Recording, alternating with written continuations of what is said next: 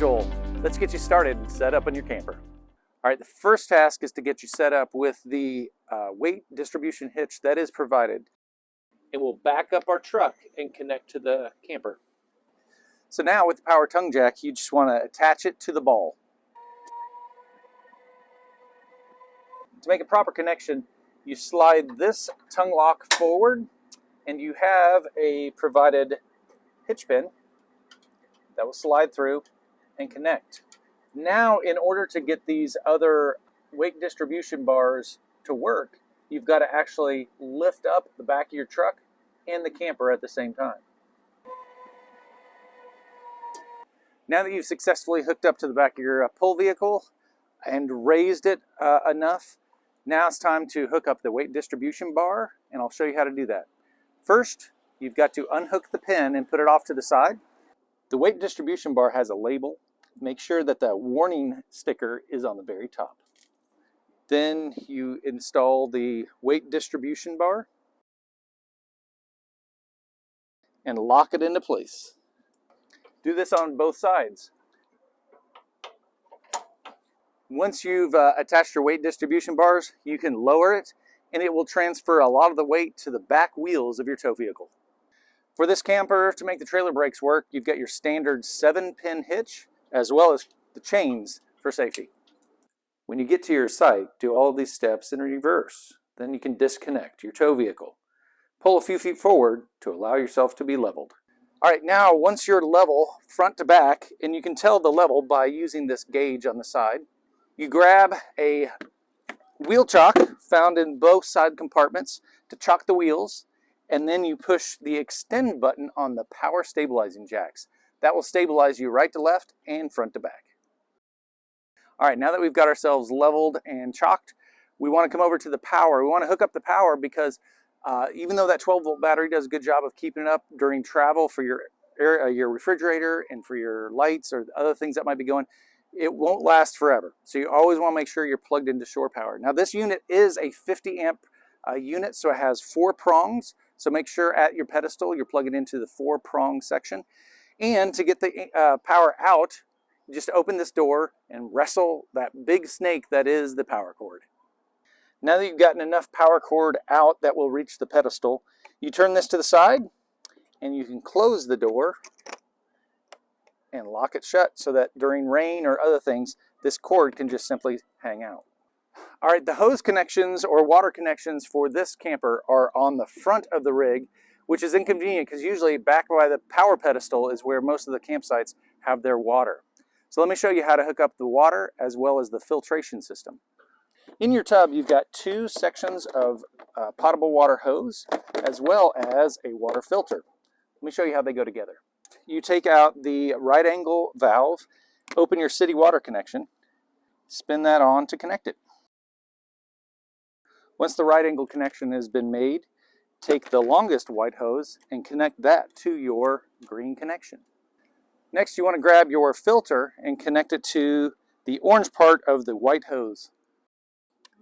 Finally, you want to attach this hose to the camp water system. Next, to hook up the sewer system, you want to go into the driver's side front compartment.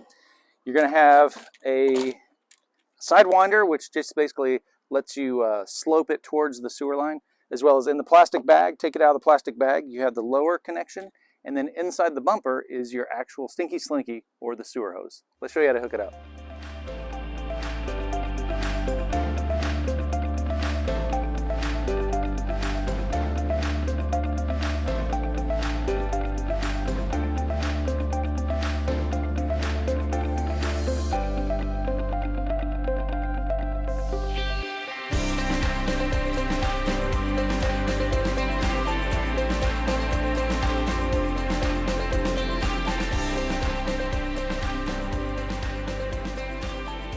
Let's talk about your sewer system here. This gray handle handles all the gray water, which is your shower water and your sink water from the back bathroom. And the black handle actually is all toilet water. We call that the black tank. So what you want to do is if you're going to be taking a lot of showers, you leave this gray open and it will flow out the whole time and it will never back up. Before you pack up to go home, what you want to do is close that gray valve, open the black, and then you can use the black tank flush feature to wash out all the solids or anything else that might be hiding in the black tank. All right, let's talk about the outdoor kitchen. This one's great because you push down on these two yellow handles and it pulls out not only a great solid surface that locks in to cook, but you actually have your running water, both hot and cold, that does drain into that black galley tank. Over here on this side, you have a refrigerator that runs on 120.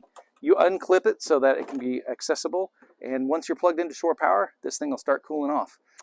All right, to lower the steps, what you want to do is make sure that this is unlocked, and you need to open the door completely. Otherwise, the solid steps do hit the door. Pull this little yellow thing to the side and lower down your steps. These stay solid. They could be adjustable if you're on an unlevel surface. But now, once those are out, you can close your door, and you can see it stays in that area. And the door handle, you lift up, pull over. Another nice storage area for this Solaire is this mid-cabin large storage. So in here you've got your outdoor rug as well as 4 camp chairs, but it goes all the way up so you can put long items like fishing poles or other items that you want to bring. Inside the pass-through storage, you'll notice there's a light that can be controlled in motion or just on, as well as a light that can be turned on at the campsite to locate your camper. All right, let's go inside and I'll show you how to put up the slide as well as extend your awning. All right, once you're inside the camper, the control center here will control all your slides, your awning, as well as your lights. The main lights can be turned on with this switch here, and then immediately you could go to the slide. So the slide out button, pushed right here, extends the slide. To extend the awning, you also push this button and the awning will extend, but be careful, it actually will roll back on itself if you're not careful. Let's talk about the rest of the control panel. First of all, if you don't have water pressure from the city, you'll need to turn on your water pump. Only way to get hot water is to kick that on, which actually starts the propane in the water heater. It takes about 5 minutes for it to stay warm. This button here, called living room lights, actually lights up underneath the fireplace. And if you want exterior lights, your awning light can be found over here. The battery, fresh tank, your black, and both of your gray tanks can be checked on here by pushing that button, and you'll see the levels at which anything may be. Also, right on the entry, you have a large amount of storage up top. There could be hanging storage, and then I'll even include a little clothes hamper that we found be very useful underneath. All right, after you're inside, the most important thing that you'll have right here is a broom that's attached. Something I hope you don't ever have to use is the fire extinguisher found below. And then, of course, we've got the bunks. Each one will hold 400 pounds. Adults could sleep up here. The pad's pretty thin. They are full size. We prefer you put some kind of mattress pad or just sheets before the kids sleep in their sleeping bags up there. You also have the ability to fold this up. If you have larger items, it attaches on the ends if you want to put bikes or whatever. Just be careful to avoid scratching up the walls too much. Let's go into the bathroom. All right, this is a pretty big bathroom for such a small camper. So first of all, you have a porcelain foot flush toilet. It is powered either by your pump or the city water supply. The shower, I'm 6 foot tall. My head goes a little bit into the skylight, but anybody under 6'5" would have no problem with that. Of course, it does have a shower curtain. As it sprays this way, I do want to warn you, though, you want to make sure that the water stays in there. If water comes out here, be sure to get it up pretty quick. You got plenty of toilet paper storage as well as other storage in here. And, of course, your hot and cold water as well as a vanity for storing all your items. All right, let's talk about the seating area. Not only do you have recliners that allow you to pull a strap and kick your legs up, but all of the windows do have shades that you simply pull down to provide some privacy. All right, it's a wonderful U-shaped dinette.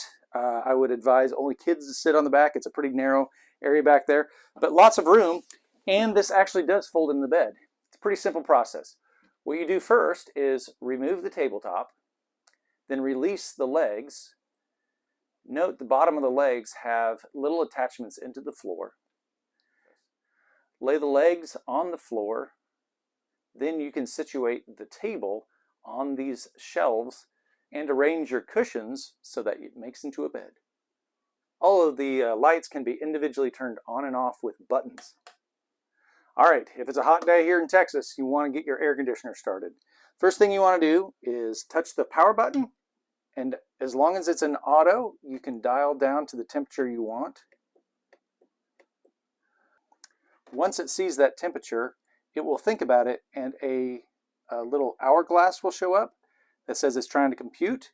As soon as the hourglass is finished, it takes about 10 seconds, it will actually turn the AC unit on. All right, let's start talking about the kitchen. So with the under cabinet lights on, you'll notice there's a drying rack on top of the sink, as well as paper towels and lots of cabinets to use, including a coffee maker inside the other cabinet, as well as other pots, pans, bowls, dishes, as well as cleaning supplies underneath. So let's talk about the cooktop.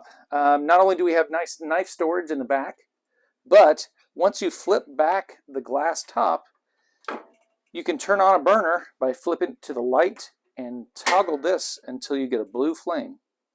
Your 12-volt refrigerator will keep your items cool even as you're going down the road as it moves on battery. But to move it out of travel mode, just release the clips and you'll have 8 cubic feet of cooling space. Once you get into your relaxing spot and want to watch your TV, all the remotes can be found in the center console and you can start watching immediately.